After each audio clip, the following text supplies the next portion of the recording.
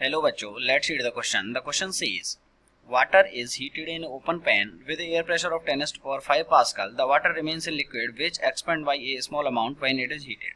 Determine the ratio of the heat absorbed by water to the work done by water and gamma for the water. Gamma of expansion is 10 to the power minus 3 and जो S है वो हमको given है 1 calorie पर ग्राम पर degree Celsius. तो सबसे पहले इस क्वेश्चन के लिए हमको इसका की कॉन्सेप्ट लिखना पड़ेगा. ओके, और इस क्वेश्चन का जो की कॉन्सेप्ट है, इस क्वेश्चन का जो की कॉन्सेप्ट है वो क्या है, वो इस क्वेश्चन का की कॉन्सेप्ट है heat and water, heat and work. तो क्वेश्चन में सबसे पहले हमको बोला गया है कि जो वाटर है उसको हीट किया जाता है. ओके, तो वाटर का अगर हीट किया जाता है और अगर उसका हम टेम्परेचर डेल्टा टी से इंक्रीज कर रहे हैं तो उसमें जो हीट चाहिए होगी वो कितनी होगी, delta Q equals to M S delta T.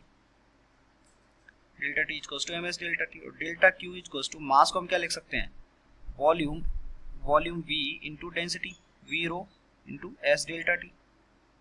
Okay, और यहाँ पे एस का वैल्यू हमको कितना गिवन है 1. एस का वैल्यू हमको गिवन है 1.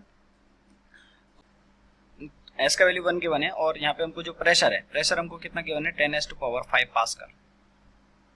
ओके, ये हमको प्रेशर गिवन है. तो अगर हम वी नो दैट कि अगर हम एक्सपेंशन निकालेंगे वाटर का तो वो कैसे निकालेंगे, वी नो दैट कि जो डेल्टा वी अपॉन वी है वो कितना होता है गामा डेल्टा टी.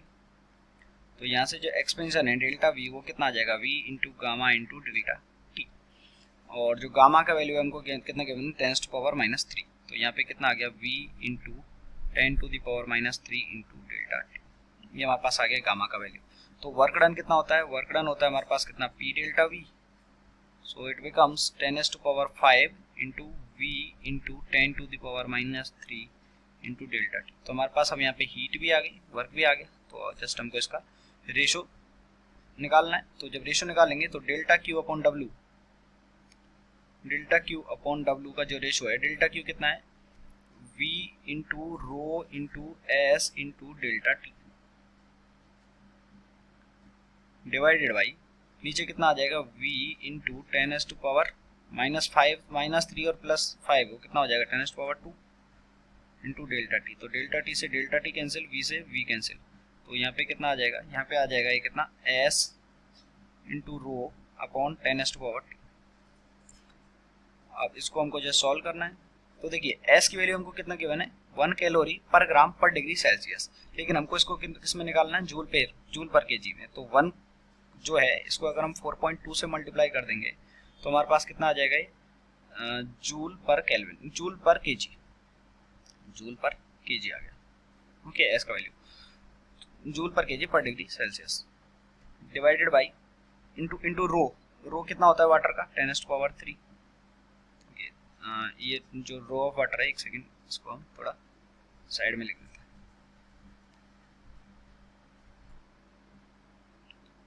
ये कितना हो जाएगा, यहाँ पे हमारे पास आ जाएगा ये कितना 4.2 into 10 to the power minus 10 to the power 3 into ये हमने क्या किस में निकाल लिया, joule per KG per degree Celsius में इंटू. और यहाँ पे वाटर का जो डेंसिटी है वो कितना होता है 10 to the power 3. इसकी जो यूनिट है वो क्या है joule per KG degree Celsius. तो जूल बदलने के लिए 4.2 से मल्टीप्लाई और ग्राम जो था उसको किलोग्राम बदलने के लिए 10 to the power minus 3 से नीचे, तो ऊपर जाके प्लस 3 हो जाएगा डिवाइडेड बाई नीचे कितना है 10 to the power 2. तो आंसर कितना हो गया हमारा, आंसर हो जाएगा देखिए 6 यानी कि 4.2 into 10 to the power 4, 4.2 into 10 to the power 4 is our answer.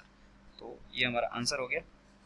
तो आप देख सकते हैं कौन सा ऑप्शन करेक्ट हो गया, 4.2 इंटू 10 to the power 4 यानी कि option number D is correct. तो ऑप्शन नंबर डी करेक्ट हो गया. तो yes, option number D is correct. I hope you understood well. Best of luck.